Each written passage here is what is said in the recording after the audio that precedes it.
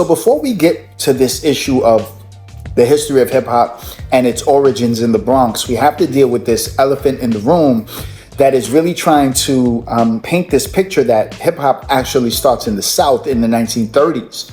And they base this around some videos that they've seen of what they would call b-boys or breakers. There's numerous videos of people going to the floor.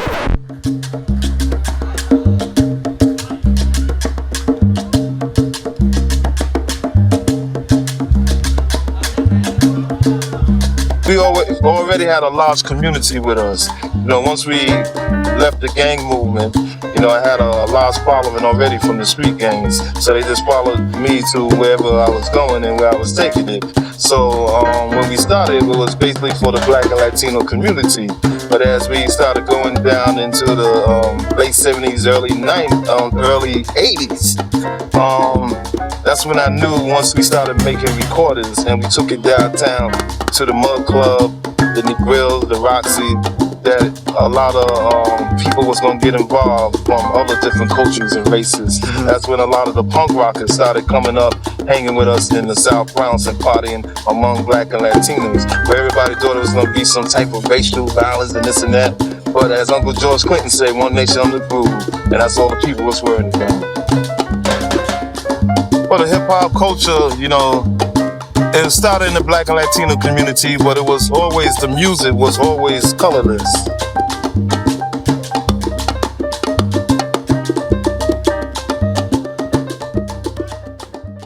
But also the argument comes out of an idea that since many of the pioneers have Southern roots, the Carolinas mainly, and even some have come from the Carolinas to move to the Bronx, namely, Disco King Mario and others, they want to make this claim that because of those Southern roots, they brought hip hop with them from the South.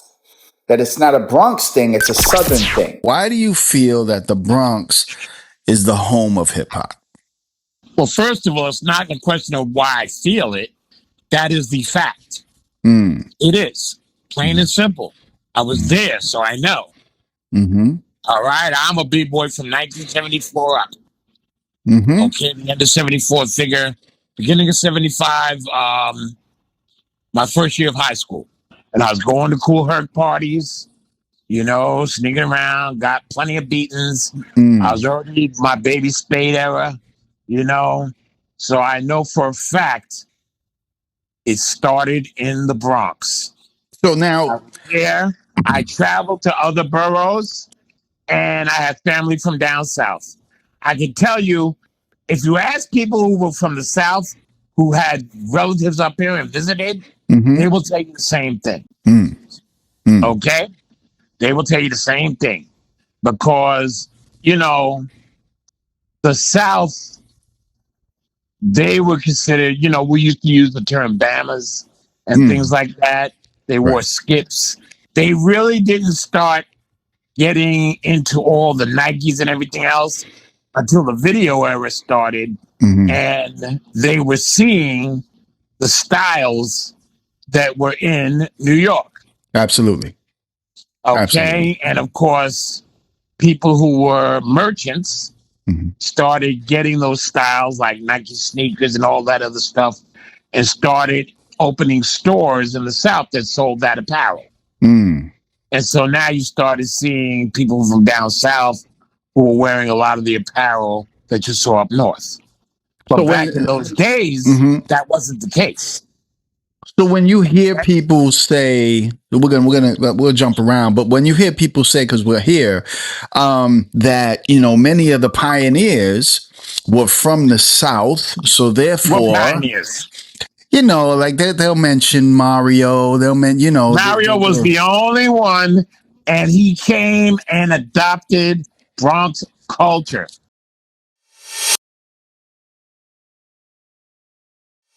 Southerners moving to the Bronx, but then going back to the South to visit, they were bringing, the cassettes, they were bringing things with them, and people in the South were blown away by what they were seeing.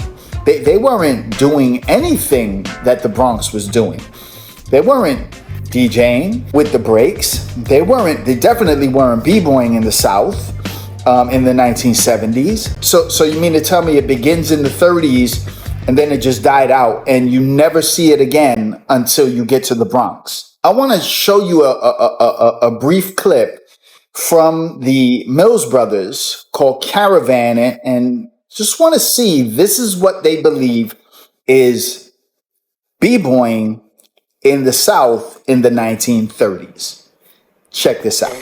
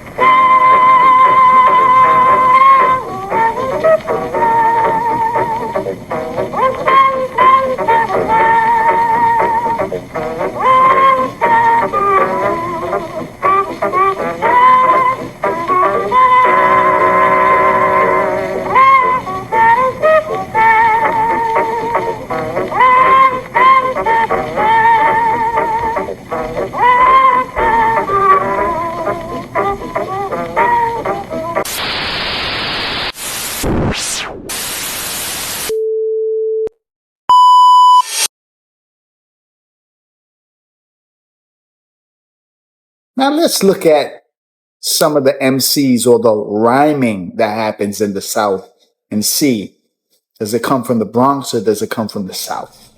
Check this out. Well, it's over and over. Oh, no, oh, no, I'm going to ride on the women's side. Well, it's over and over. Oh, no, oh, no, I'm going to ride on the women's side. Brother Noah, my God's talking, said he would ride on the wind and tide. Hey, stop, still, and listen to me.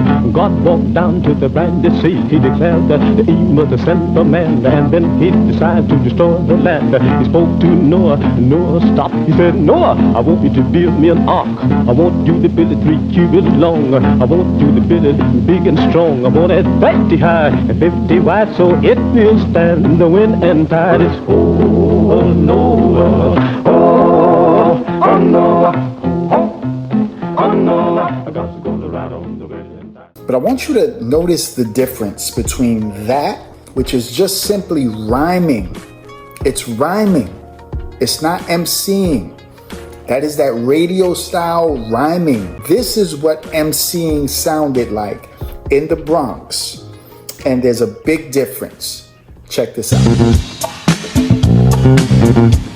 Introducing the crew, you gotta see to believe. We're 1, 2, 3, 4, 5 MCs. I'm Melle Mel and I'm rocking so well. And I'm Mr. Ness because I rocks the best. I'm Raheem, Hut in all the ladies' dreams. And I'm Cowboy that makes you jump for joy. I'm Creole, solid gold. The King Creole, playing the role. Big fish with a furious 5+ Grandmaster plan. Giving you a blast, show enough class. So to prove to you all we're second to none, we're gonna make 5 MCs sound like one.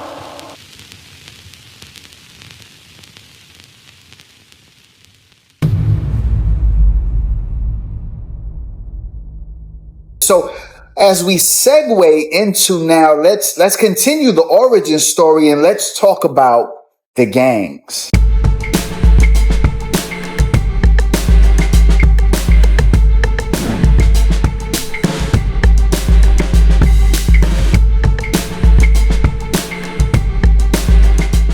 In those days, the meanest borough was the Bronx. If you came from the Bronx, you was bad. It all started up in the Bronx. In the Bronx, it was a deep-rooted gang culture. Okay, they lived it.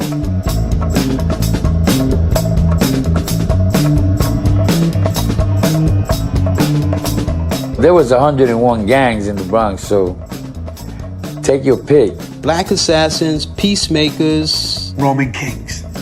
Young kids. Deadly. Nice. You see them, the little kids. You look at them wrong and they'll shoot you. The turbans, the javelins, reapers, Seven Immortals, Turbans. Turbans. Ex-veterans from Vietnam. These guys didn't have guns, they had rifles. Bachelors, they were big. One of the biggest gangs in the Bronx, Black Spades. Black Spades had a division in every area that had a police department. Black Spades, you could count them because when they came, like they blackened like the whole street. We had nothing but respect for them because they earned their respect. The Savage Nomads. These guys, once they put those colors on, remember Dr. Jekyll, Mr. Hyde? That's what it's got to turn mean. Savage Skulls. Savage Skulls was one of the most respected gangs that walked the streets.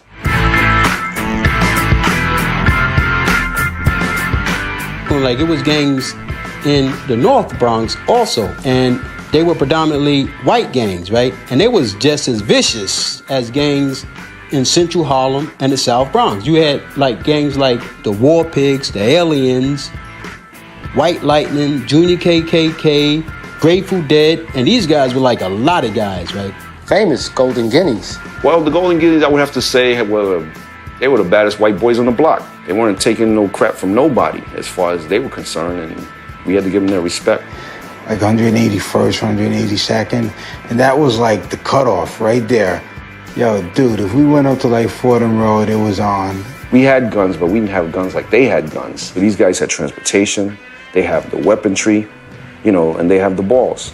The Golden Guineas, now they had a reputation for cutting 2 G's into your face so that you know that you ran into the Golden Guineas. So we're talking about the gang culture in the Bronx. Now, it's alleged that in the 1970s, blacks and Puerto Ricans, blacks and Latinos did not get along. In fact, it's alleged that the Puerto Ricans hated the blacks. And so you saw the little quote that I put up, which clearly states Puerto Ricans, primarily in the gangs, didn't like black people. In fact, they wore swastikas.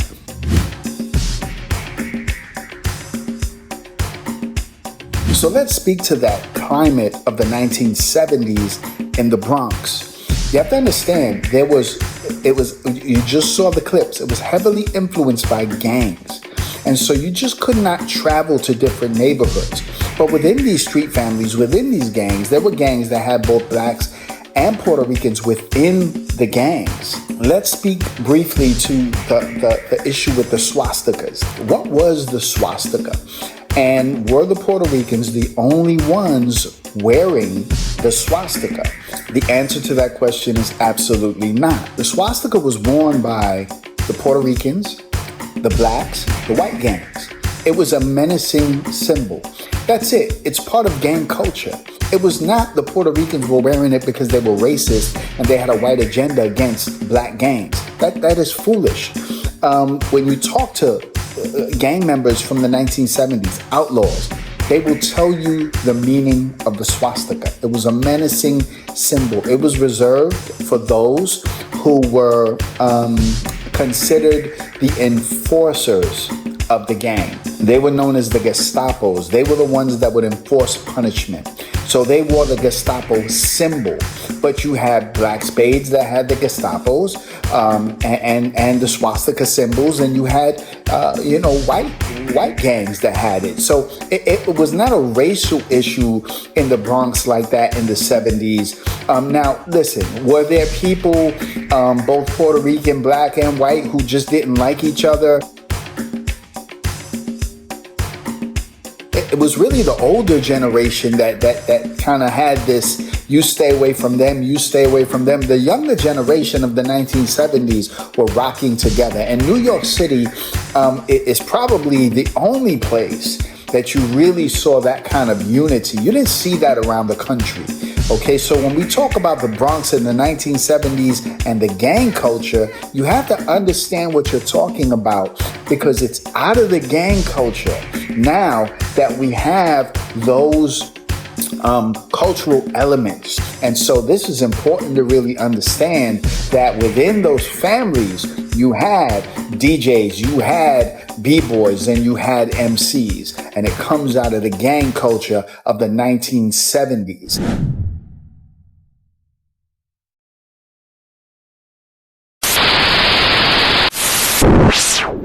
Every DJ claims to be that DJ that begins hip hop, that begins to play the breaks. And yet, everybody seems to be on the attack of Herc, of Flash, of Bambaataa. Where does this begin? And in my research, in hearing the stories and watching the interviews, it seems to all point to one person, and that is Kool Herc. So turntable 1 would be in channel 1. The speaker would go instead of the mic, it's a speaker going in there now on a jack. All right. So the other turntable is a mic. It's in channel 2. Enter where the mic will go, the speaker wire go into, and put the brain already have the speakers already. I have to worry about that. So now I could control my power from the preamp to the power. So now I don't have no headphones. I have to know my record. I have to incorporate myself in the record. Can you say that again? DJs in the beginning did not have headphones. No, I didn't have none. I didn't care. I just wanted to know, I want to hear this music come out of this thing right here. Right. You know? And so I have to know the record. Yeah. Know when the band going to break down, when they're going to get up, whatever the riff going to, I have to know it. So you really couldn't talk to me. You know what I'm saying? I'm focused on that right there. Then I'm noticing people's waiting for particular parts of the records to dance to. Yeah. So I'm visual, I'm watching it. So I'm saying, so let me try something out. So all the records I have that have those breakdowns in it, some I had 2, some I just had 1. I said, I'm gonna do a thing called the merry-go-round. You made that up? Yes. Okay. I thought the merry-go-round, all right? Because I talked to them. I don't gonna come and stop. I give them the benefit of the doubt. If I go buy a bunch of records and I'm feeling certain stuff, I said, listen, I went shopping. I think this is the joint, you know, listen to it. You just can't throw it on, you throw them off. Oh, you doing, you right. I come from that, you know what I'm saying? So I gotta give you the benefit of the doubt. Right. And if you like it, and if I like it more than you like it, I'm gonna play it. And if you like it more, if we both like it, we're good to go. But it's something I know is gonna hit the radio if we ain't feeling it. And trust me, sometimes they hit them when they leave the party, or 2 days later, yo, that's the record Herc played. So now when they get used to it, the radio's burning it up, and I don't give it to you before the radio starts to play, it's owed to me and you now. It's on to the next one. Let's go back for a second. With August 11th, 1973, 1520. We can't come back there no more. We can't? We can't come back to 1520 no more. It's like an island coming from under the sea. Yeah. 73 broke ground. Everybody said there was no party like a Kool Herc party. So let's get right into it, my brother. The first question I want to ask you, and I want the people to know, because overwhelmingly when I interview MCs, especially MCs from the first 10 or so years of this art form, they always talk about you being an inspiration, and people like Hollywood, Kool Rock, maybe Love Buzz Starsky. Those are names that are thrown around very often, but you being credited as one of the very first MCs, if not the first MC. Who was your inspiration? Who did you see do this and you said, I want to do that? Well, of course, it was Kool Herc's crew. And in that crew, it was Kool Herc, it was Kool Rock. I didn't know recently that Coke wasn't a DJ, like he just talked on the mic. I didn't know that, but I just recently, maybe the last couple of years. And then he had Timmy Tim and Clark Kent. It was Timmy Tim that was my favorite, like the way his voice was. So rhyme-wise, Timmy Tim and Kool Rock and those guys, what they were saying on the mic, were they saying 16-bar rhymes, or they were just saying kind of nursery rhyme sentences, and were they on the beat? No, they were saying like maybe 1 or 2 bar phrases, you know what I mean? Like nothing on beat. It was like heavy echo chamber, so it was like real trippy, but but his system was so good and it sounds so clear. Like it was almost like, it's like he opened up another dimension of sound, would sound like that, because everybody had the a turntable or a record player. What even the turn? It was a record player at home, and you listen to music. We all listen to music, but nobody never before Kool Herc. Nobody never had, a powerful sound system like thumping bass. Like he originated all that. And the mic was crystal clear with the echo. Like I said, it was like almost like you stepped into another dimension, because everything was always blah, blah, blah, t. You know what I mean? Like real trippy. Like he was in, like literally like he was in another dimension. And then he had all the joints. He had Apache, all the joints. A Mexican, Babe Ruth. He had. I mean, it was just another world. The difference between Kool Herc and anything else that was happening back then, it was the whole nother world. Everybody's claiming something, right? And I notice Herc doesn't really come at people. He just tells his story. Here's a DJ who comes out of Jamaica, who comes out of Trenchtown, who comes out of those conditions. In a sound clash, DJ crews known as sound systems pit their skills against each other, fighting for the crowd's love and a place in history. Originating in the streets of Kingston, Jamaica in the late 1950s, sound system and clash culture predates dancehall, reggae, and ska. It started with sound systems pulling up on the street, equipped with an assembly of huge speakers, turntables, and mics. Their ultimate goal? Outblast the neighborhood's other sound system.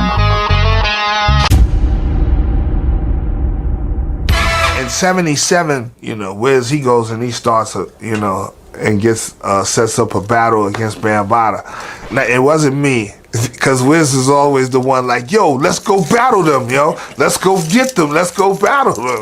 Back in those days, when you DJ, there was a lot of player hating. There was a lot of animosity, you know what I mean? And they wanted to get at you, and they would talk a lot of trash, you know what I mean? There was a lot of trash talking back in those days. I mean, that's part of hip-hop, too, you know what I mean? We come in there with the most equipment that we could find, piece together, you know what I mean, odds and ends, speakers, from here and there and everything, and we think we're ready. We go in there. So I have the nerve to put on We Will Rock You by Queen. So I put it on, and it comes on, and it's like doom doom cha, doom doom cha, doom doom cha, doom doom cha. Audio, make noise, laying in the trees, you know what I mean? I'm here like Mr. Biggs, who was an MC for Bambaataa, got on the mic and bellowed, Casanova, turn up your system. We can't hear you. I'm like, okay, try to crank it up. Said, doom, doom, cha. Do do cha, do do cha, do do cha. He was like, Casanova, we still can't hear you. This is what it sound like. Put on the same record. Boom boom cha, boom boom cha, boom boom. Yo, we just like, okay, grab the wires. Let's let's start unplugging shit. Like, yo, let's get out. Herc come from Kingston, Jamaica. He brought over a style that was perfected from home, but they were calling it toasting and dubbing. Herc, once again, is the person that started off this whole set. He's the beginner. And not only that, he had a well-respected sound system. The first reported clash was between two prominent names in sound system history. Tom the Great Sebastian, created by Tom Wong, whom many credit as a forefather of the scene, and Count Nick in 1952. Ex-policeman Arthur Duke Reed is another icon. He ran one of the most popular sound systems of the 1950s, called Duke Reed's The Trojan, and was infamous for firing a pair of revolvers, rallying up the already aggressive crowd even more. The central figure of a sound system is the selector, who's responsible for picking which records to play. Selectors were so revered for their choices, they became celebs in their own right. Ainsley Gray was one of the best-known selectors of the 1980s, leading sound systems like Kilimanjaro and Stereo Mars to victory.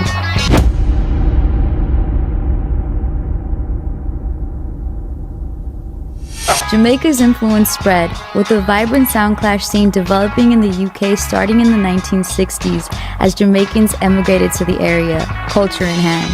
Sound systems also arose in Japan, Sweden, Finland, Italy, Germany, and Canada. And in the early 1970s, the architect of New York hip-hop, DJ Kool Herc, was so influenced by the sound clash culture of his native Jamaica that he brought sound systems to his parties in the Bronx. And then comes up with the merry-go-round. Herc was one of the first DJs in the Bronx to borrow a technique from Manhattan's downtown discotheques. The use of 2 turntables. This meant DJs could play music without interruption, mixing from the end of one record straight into the beginning of another. But unlike other DJs, Herc didn't play disco music. Instead, he specialized in the kind of hard-edged funk music that others ignored.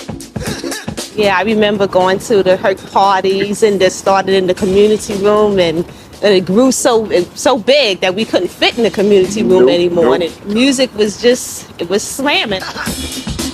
I was trying to think about what would be, I guess, synonymous with a Kool Herc party, and it would have to be James Brown. Clap your hands, stomp your feet. It wasn't a Kool Herc party. Without have a very party here. Exactly.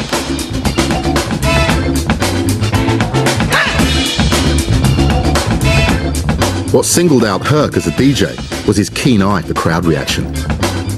He noticed that the energy on the dance floor hit a peak during the instrumental breaks in the records, the point when the singing stops and the music carries on. From this simple observation, Herc came up with an idea that would become the basis of hip-hop. One night, I'm waiting for the record to play out.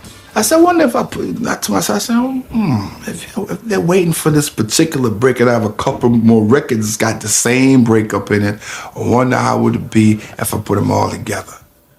And I told them, I said, I'm going to try something new tonight. I'm going to call it a merry-go-round. Herc's merry-go-round meant that instead of playing whole records, he would play just the instrumental breaks, mixing between them to create a continuous dance rhythm. I started out with James Brown, clap your hand, stomp your feet. That part right there, when the break, boom, I had to come in with bongo rock.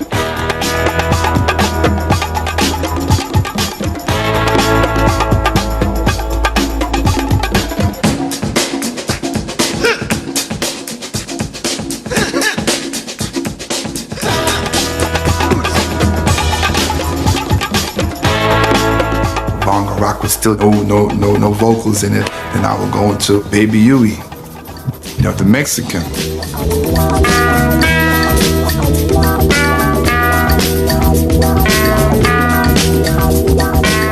And it was like, whoa, I think we got some hit, because people was like, oh, whoa, everybody was like, yeah, I'm feeling this, oh, yeah. The instrumental breaks on the records became known as the breakbeats, and Herc's merry-go-round formula of mixing between them provided the blueprint for a new music. Oh man, Kool Herc was the first person I ever heard that do anything like that, Because I'm used to being in the house with my mother and we pull a James Brown record on and just let it play through. Kool Herc would play the break part back and forth, and that really astonished me. I was really impressed when I seen that, something like that, because I'd never seen anything like that before. I want to acknowledge the DJs who are playing the breaks.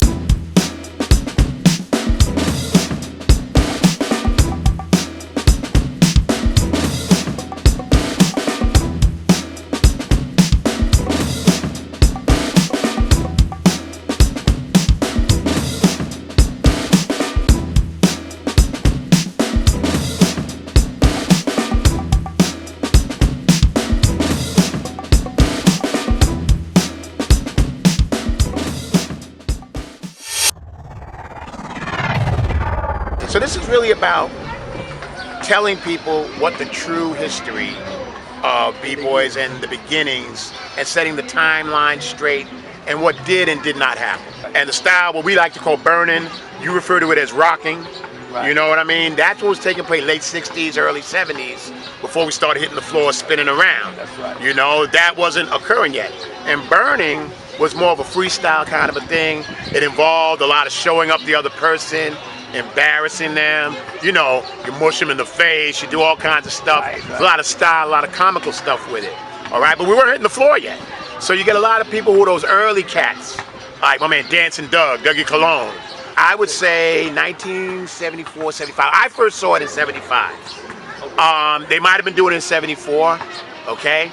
But 73, it wasn't b-boying the way we know b-boying. Not that I saw, and I was around. It wasn't that kind of b-boy. It was the standing up, the pin drop, dropping back, maybe a split, you know, something you might see almost like on Soul Train, the locker dancer kind of thing. You see some of that. But the spinning on the floor and all those things that the modern b-boy, what you would recognize the modern b-boy, that's not till around 1975 somewhere. There seems to be some misconceptions when it comes to the term rocking. There were those who believed that the Puerto Ricans were rocking and the African Americans were breaking. But it's important to understand the term rocking is interchangeable with breaking. So that's a misconception. The original foundation, called the rock dance, is the head. And that would be the inspiration for rocking or breaking or going off. Get it? So it goes like this. It's rocking, it's top rocking, it's down rocking, it's floor rocking. Those are terminologies that were used early on. But when we talk about rocking in connection to breaking, we're not talking about the rock dance. The rock dance is the precursor to what would come to be known as floor rocking, top rocking, up rocking, down rocking, okay, going off, breaking. Those terminologies are synonymous. In fact, when you look at the early crews, you had the Bronx Boys Rocking Crew. You had Star Child The Rock.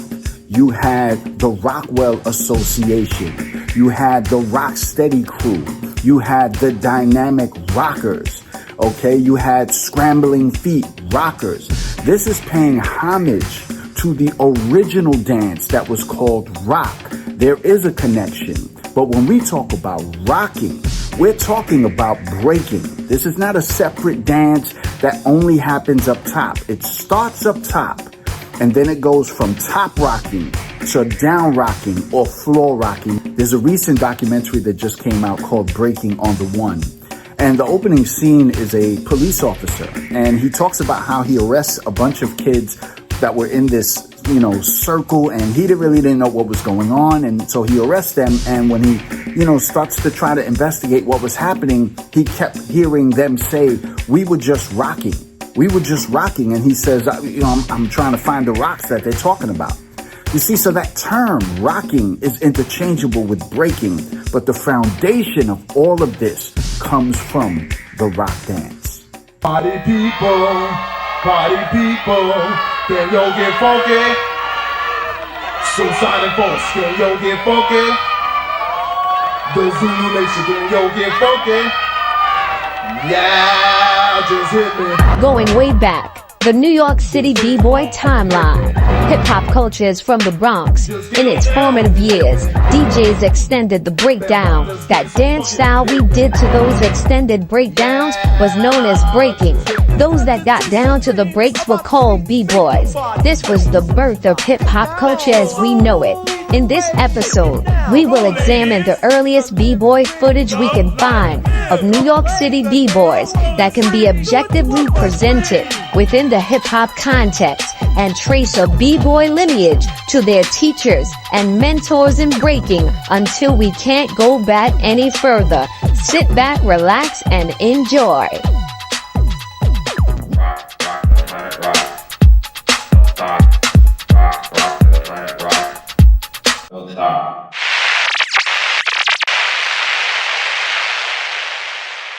At this anniversary, man, I gotta give props to my man Crazy Legs, because Crazy Legs, when hip hop had died, the Puerto Rican brothers from the melting pot, remember, we all together, that kept hip hop alive, man, with the breakdance. And I never forget with my man Jack Palin said there's a new revolution, a new culture start, believe it or not, and that was breakdancing. Yeah. And Crazy Legs, man, big up to you and much success for keeping the art form real.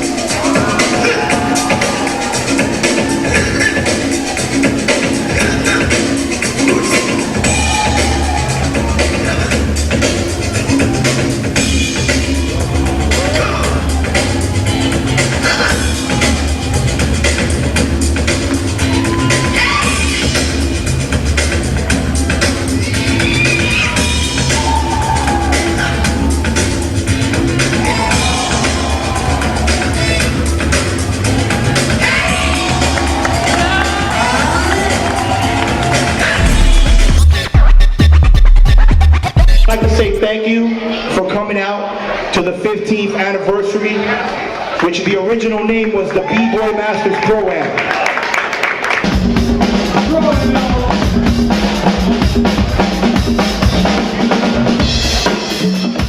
The annual Pro-Am Urban Art Expo has been taking place in South Beach and Miami since 1997.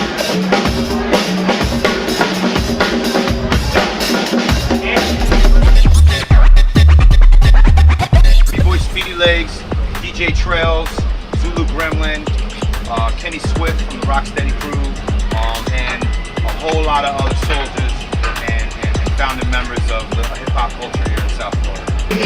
In 1996, I felt I wanted to be able to educate people on the dance style that I gave almost 30 years of my life to. The event is usually 3 to 5 days long and draws thousands of people from South Florida region and across the globe.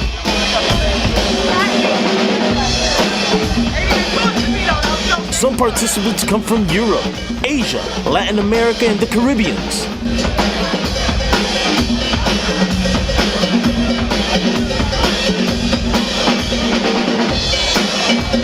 Don't forget the hip-hop elements, Pro-Am. Yo, what's up, everybody? I'm Asia One. I'm the founder of the B-Boy Summit with my partners Easy Rock and J Love. The B-Boy Summit is hosted every year by Eternal 2 Creations, Rocksteady Crew, and Universal Zulu Nation. The B-Boy Summit started about 3 years ago, and it was for the dancers within hip-hop culture, the B-Boys and the B-Girls, to get together under one roof and to express their ideas about hip-hop dance, to talk about how it started, and to talk about where it's going to the next level. We defined terminology within the dance world, and we displayed our skills of dance.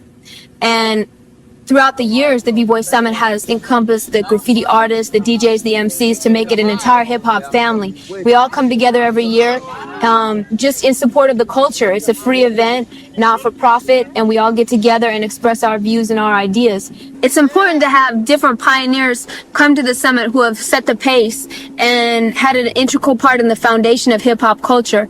Some of them are Crazy Legs, Ken Swift, Doze, Prince Whipper Whip, Curtis Blow, DJ Utaka, Donald D, Charlie Chase, and many others have donated their time and energy into coming to the summit because they're down for the culture and they want to see it progress.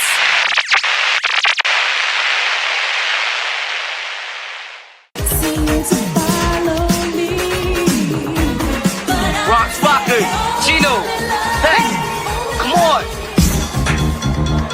Yo, this Beach Street, let's serve. Well, the Bronx Rockers are here, man. Yo, it's Beach Street, man. It's Beach Street. They gon' battle, man.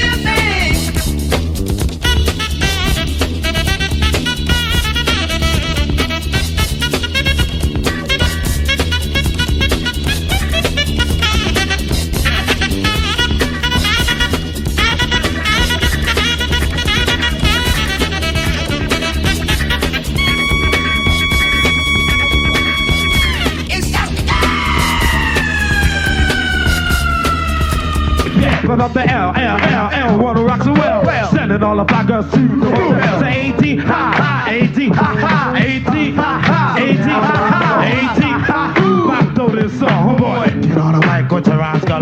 My goal is the same. I aim for fame. I don't pop no game. He don't need no J. Never put the shame because I have a brain. Pre-Bronx is a level play. Never brag about my crew, but you know what we can do.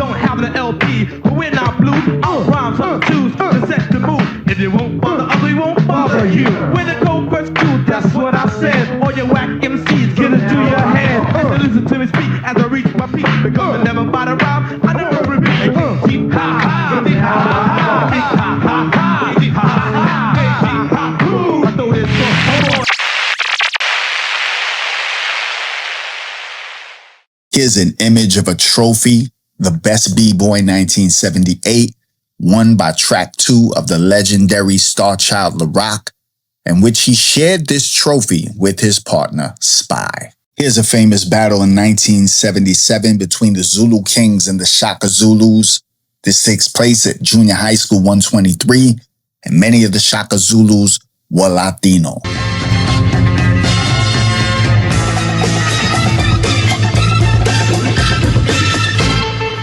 The entry was $5. We used to open the doors at 10 p.m., and it got crowded very, very quickly. We didn't really have the name for it in the beginning and called it whatever. The Shore Shock Party Crew presents, or the Corporation presents. Each week it was different because we didn't really take it that seriously. It was more about the party and having loads of fun. In the end, I named it Wheels of Steel at Negril, and Wheels of Steel is what it stayed. Negril started in October of 1981 and finished in March of 1982. It ended because there were too many people coming to the club and the fire department closed it down. Rooza Blue. One of the great famous battles that takes place at Negril is the battle between Rocksteady Crew and the Floor Masters. These battles were always looked forward to. Wow, so just to give the audience some background in terms of this like really critical early hip-hop history, Negril was a Jamaican spot, a club on 2nd Avenue, 10th, 11th Street, something like that. And this spot, you go into Negril and you had to walk down. So it's kind of like a basement club, but it was a full-on establishment. It wasn't like a low ceiling or nothing. But this place had reggae going on. Major reggae acts would come through and perform, and that's what Negril was about. And then this English chick came on the scene, and she hooked up with this brother named Michael Holman. The English woman's name was Lady Blue, and she threw this hip-hop party and had, I think, maybe Theodore was on one of the first flyers, and a couple of other people. I think they maybe even got somebody like Phase 2 or Buddy Esquire, the original guys that did the old school flyers, do the flyer. It was Phase 2.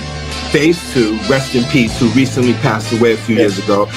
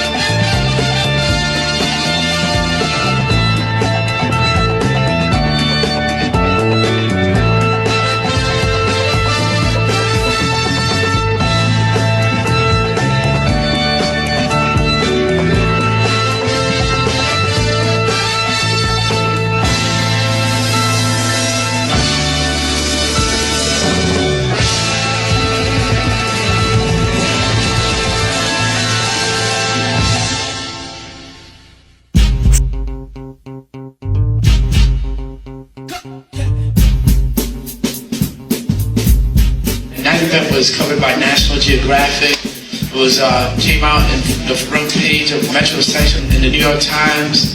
It was also in 2020.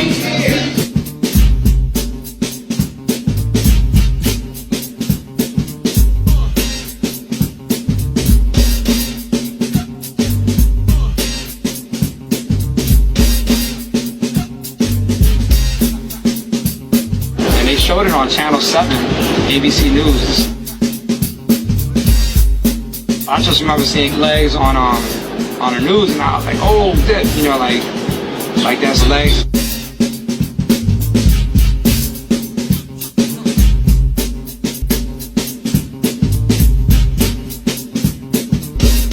One day I was watching TV and I saw Rocksteady on TV, and I was like, whoa, if they can do it, we can do it. The question is, who were the first B-boys? Look, I can only speak from my experience and my research. As far as I'm concerned, it's both blacks and Puerto Ricans. The first moves that I saw on my block on Echo Place in '75 are the following. It was first top rock, then it was helicopters, then it was basic footwork, and it was freezes. I saw both blacks and Puerto Ricans doing this. The timeline, let's talk about the burners. These are what's known as the Herc dancers. Now let me read this. People like Trixie, he begins in 71, ends in 75. People like Sasa, I do believe he was a burner breaker at the same time. People like Dancing Doug, people like the Twins, let me read this. They were burners and never really did foundational floor moves. This is by their own admission. Let's talk about the floor rockers. Late 74, 75. Let's talk about the foundational crews between 75 and 79. Check this out. First of all, you have TBB, 1975. Of course, we know they were first a graffiti crew in 74, and Batch changes them to a rocking crew in 75. Then we have the Zulu Kings, late 75, 76. And this is the breakdown of how that goes. First, you have the Zulu Masters, which I believe there are 5 of them. Then you have the original 11 Zulus. Then you have the Shaka Zulus and the Baby Zulus with Beaver and those guys. Next, you have Star Child LaRock, the CC Crew, the Rockwell Association. So many of these crews, let me read this, many of these crews had rocking in their names. This was to signify where the dance comes from. It comes from rock. So once again, there's no evidence that shows that blacks started first, and then when they stopped, Puerto Ricans took up the mantle. We don't have any evidence to suggest that. Puerto Ricans continued from what they were doing starting in 75. Let's talk about the styles. The Zulu King style, also known as the Moreno style. Let me make this a point of clarification. Moreno is not a derogatory term. It simply means black and brown. Puerto Ricans use that term amongst ourselves. The Zulu style is more of a sporadic style. It does not lend to the ability to go into spins. It did not seem complete. So the one b-boy that you can look at and see that original Zulu style is Frosty Freeze, rest in peace. The style that continues to this day is the style that the Puerto Ricans brought. These are facts. We laid foundation to the moves and the development of the dance. Now keep in mind, all black b-boys did not stop breaking in the 70s. That's a myth. The ones that continued switched over to the style that the Puerto Rican b-boys developed. Black breakers learned from Puerto Ricans, and Puerto Rican breakers learned from blacks. We learned from each other. But the style is Latino in its essence that you see today. So the evidence is clear that breaking comes from both blacks and Puerto Ricans from the beginning.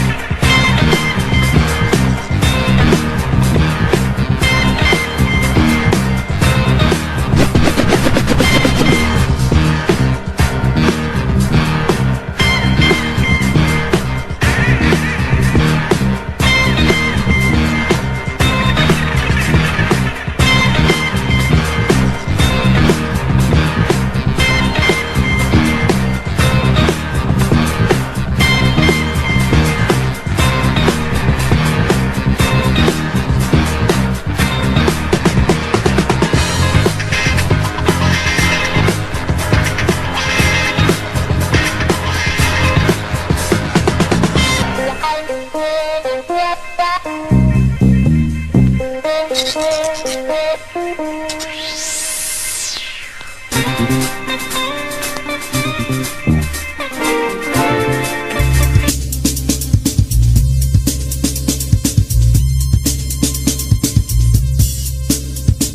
they would tell me stories about Spy, I would look in the sky and be like, trying to picture myself with it, trying to put myself there, you know, like in the gymnasium, in the church. And when I saw him break, I was like, wow, you know. It's just like this energy around a person, you know what I'm saying? There's an energy around people that, you know, the stories are the stories. There's a reason why they're being said. There was an energy around him. He was mad clean and mad smooth. It was just like he didn't have to do anything really incredible. He did whatever he did, it looked sweet. Track 2 was like little ladies' man back then. You know, track 2, at one point they said he was the best. JoJo and them used to be off the hook, for real. They used to be like traveling. They was like gypsies in a way, because they used to find out wherever they jamming at, go there, and whoever was dancing over there, they would knock them off, for real. Them boys were just so incredible. They were like stars coming out. These brothers would come out dressed, you know, not like bums like a b-boy was. Usually you all bummy dressed. These guys would be dressed nice, and boom, they'd come out and they were like stars. Yo, there goes JoJo, there goes Spy, there goes Jimmy D. There goes all of this track 2 right there with his big old track nameplate. Those are the brothers that made up the moves. All the moves that you see nowadays come from the root of those people.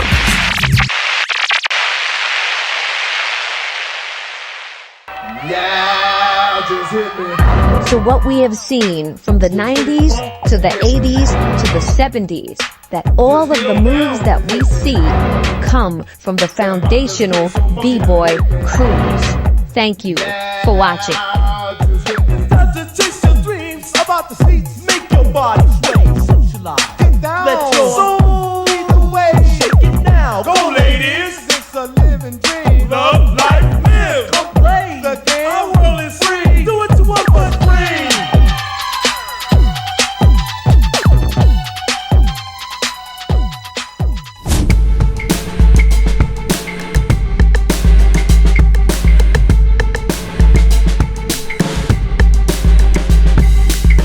So now we get to the MCs, like the voice of the city, the voice of the culture, which doesn't begin until 76, 77. But now, before we even get into that, I want to show you some examples of people that they claim were MCs before the MCs in the Bronx.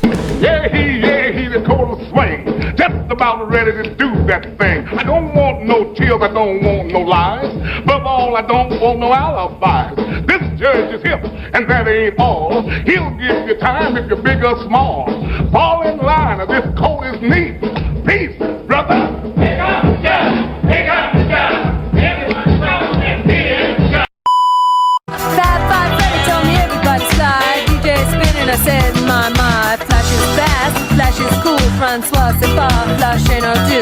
And you don't stop, shoot shot. Go out to the parking lot and you get in your car and drive real far. And you drive all night and then you see a light and it comes right down and lands on the ground. And out comes a man from Mars. And you try to run but you got a gun. And he shoots you dead and he eats your head. And then you're in the man from Mars. You go out at night, eating cars, you eat Cadillacs, Lincolns too, Mercuries and Subaru. And you don't stop, you keep on eating cars. Then when there's no more cars, you go out at night and eat up bars where the people meet. Face to face, it's cheek to cheek, one to one. So we heard probably one of the most famous of the examples that people want to give is Pygmy Markham. A couple of songs, and he did a couple of more. He does a lot of comedy stuff. He's like a comedian. But what's important to understand is that even after the real MCs come out, there have always been people who have been rhymers. Okay, and so we're gonna give you a couple of more examples of rhymers even after the MCs come out. Check this out. All right, y'all. Here we go. Just clap your hands and you stomp your feet, cause you're listening to the sound of the Shemshad beat. I'm the King, the T-I-M, King Jim the Third, and I am him, just me, Fat, and the crew. We're doing it all just for you. We're strong as an ox and tall as a tree. We can rock you so viciously. We throw the highs in your eyes, the bass in your face. We're the funk machines that rock the human race. Skate down, boogie shot. Come on, girl, let's do the rock. Dance, everybody, just clap your hands. I said we're here to do what we wanna do for all you rockin' fans. Let's go to work, let's go berserk. You hear a new rhyme every day, but my rap is good in my neighborhood, and I say it just this way.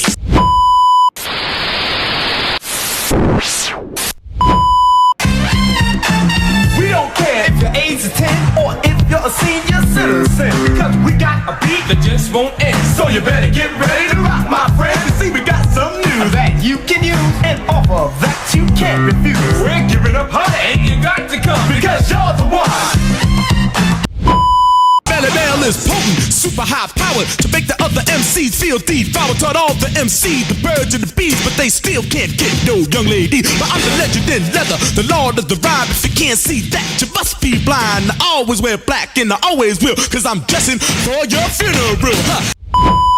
Party people got a brand new treat off a well-known tune we call Heartbeat. But we jazzed it up and we broke it down and came out with a brand new fucking sound. Now I came here to get this straight. Our heartbeat's not on a normal rate, cause when we get excited our adrenaline flows, and this is the way our heartbeat goes. A hop, skip and a jump, but not a plain old bump. But a bump, bump, bump, bump, bumpity bump. It's a brand new treat and it sounds so sweet. The rap and the music, our new heartbeat.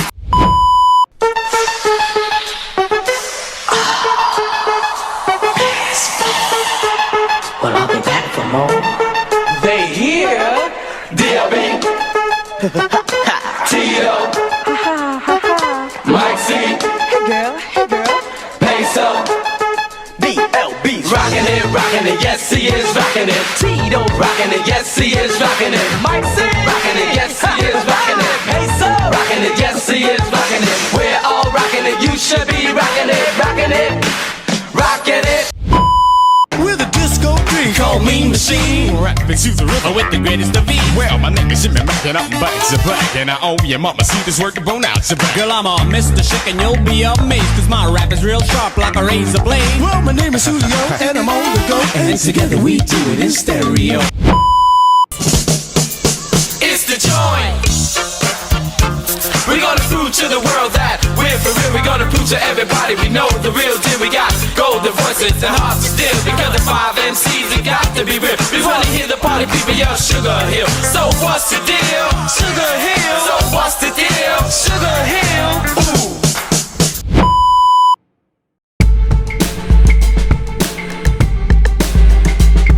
So what's important to understand is that there is a difference between the breaks that the B-boys used.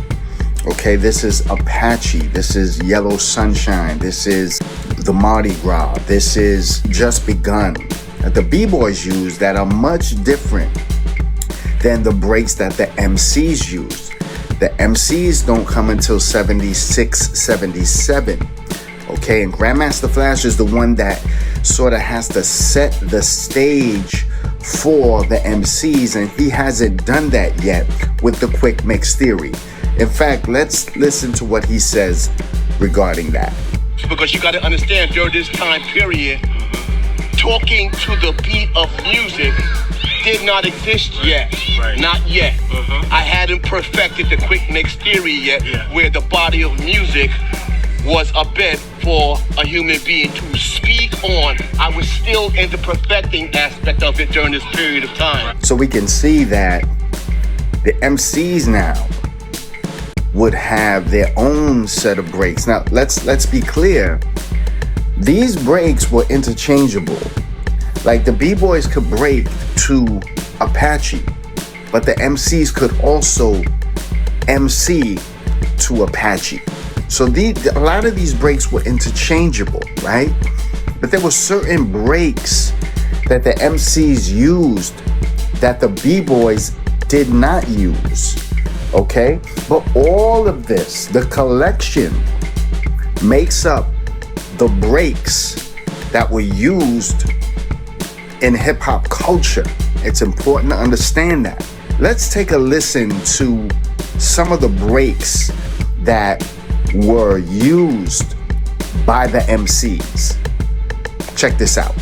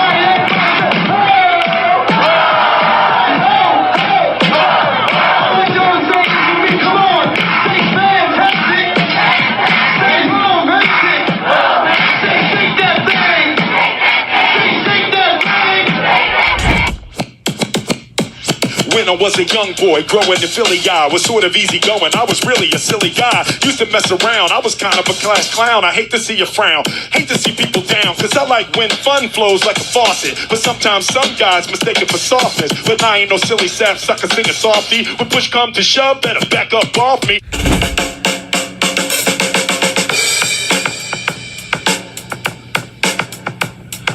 China the Fox.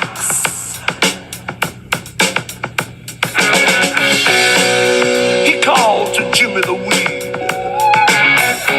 He said, hey man, I know your name. I seen you cruising with the lowriders, hanging out down on First Street Main.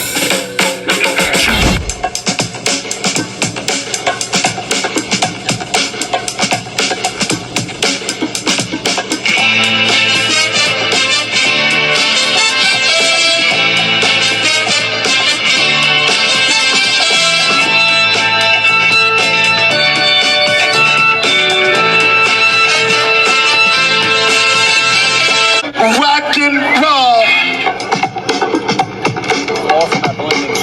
Look at that. Hey, you know what I'm saying? Look at the hand movement. I want you to see the hand movement. That's all I want you to see. Watch the finesse. Watch the finesse. Get that on camera, baby. Get that on camera. Watch the finesse, baby. That's all I want you to see. My boy got so much truth. That's the truth right there. Let's go. Let's go. Here we go. Come on.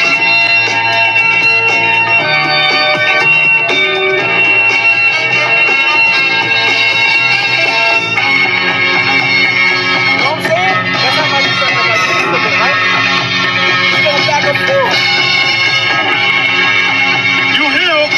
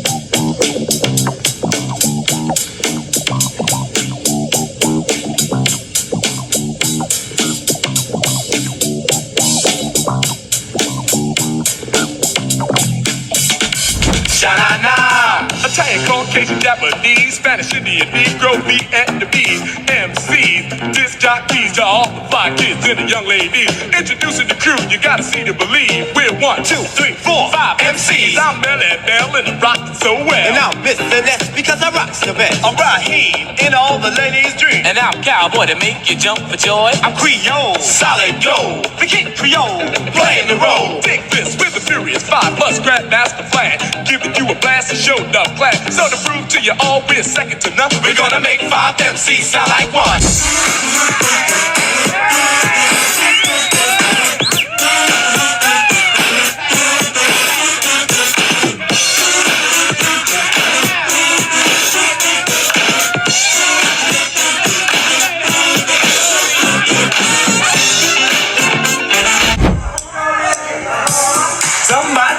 Somebody, if you want to party, say party. Party, party, party. Come on. Woo. Oh yeah. If you want to party, if that's a fact, somebody say, and you know that. And you know that. We don't care if you're age 10 or if you're a senior citizen, cause we got a beat that just won't end. So you better get ready to rock, my friend. You see, we got some news that you can use, and offer that you can't refuse. We're giving up, honey. You got to come because you're the one. Hip hop is not black culture. Hip hop is Bronx culture.